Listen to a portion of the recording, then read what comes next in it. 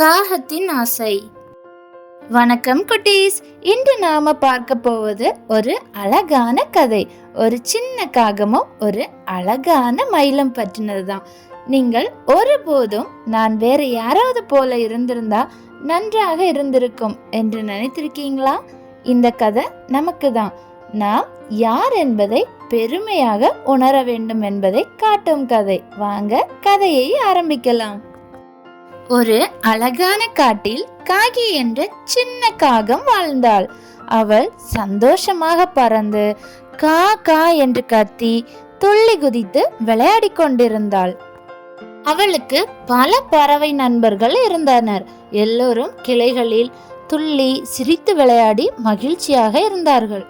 ஒரு நாள் வானம் மேகமூட்டமாக காணப்பட்டது. மெல்ல மெல்ல மழையும் பெய்ய ஆரம்பித்தது. அந்த நேரத்தில் ஒரு அழகான மயில் களத்தில் வந்து தனது வண்ணமயமான இறகுகளை விரித்து நின்று மலையில் ஆட ஆரம்பித்தது.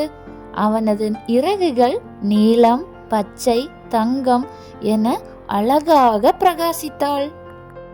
மரத்திலிருந்து காக்கி கீழே பார்த்தாள்.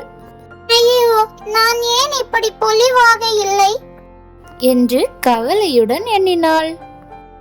அந்த நாளுக்கு பிறகு காகி மகிழ்ச்சி இல்லாமல் போனாள். விளையாடவே இல்லை. தன்னுடைய கருப்பு இறகுகளை கூட விரும்பவில்லை.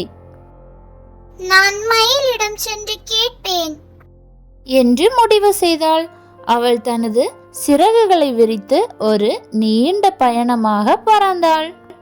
ஒரு அமைதியான ஏரிக்கரையில் அவள் மயிலை பார்த்தாள். மயிலே, நீ எவ்வளவு அழகு! நானும் உன்னை போலவே இருக்க விரும்புகிறேன் என்றாள் காக்கி.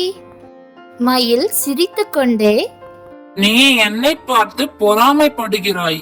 ஆனால் எனக்கு பறக்கவே தெரியாது. நீ மட்டும் ஆகாயத்தில் பறக்க முடியும். உனது குரலால் எல்லோரும் விழிக்கிறார்கள். நீ உன்னை பற்றி பெருமைப்படு. காக்கி அதனை ஆச்சரியத்துடன் கேட்டாள். எனக்கு இது தெரியவே இல்லை என்று சிந்தனையுடன் இரக்கம் மிகுந்து சிரித்தாள். அவள் மீண்டும் வானத்தில் பறந்தாள்.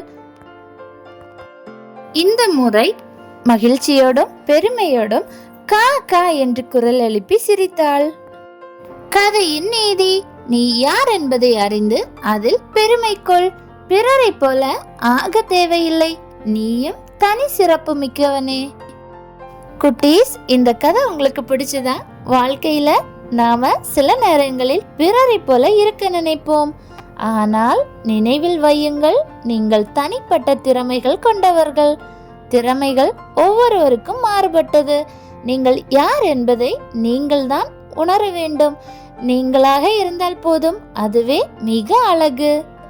இந்த கதை பிடிச்சிருந்தா லைக் பண்ணுங்க, உங்க ஃப்ரெண்ட்ஸுக்கு ஷேர் பண்ணுங்க, மறக்காம சப்ஸ்கிரைப் பண்ணுங்க.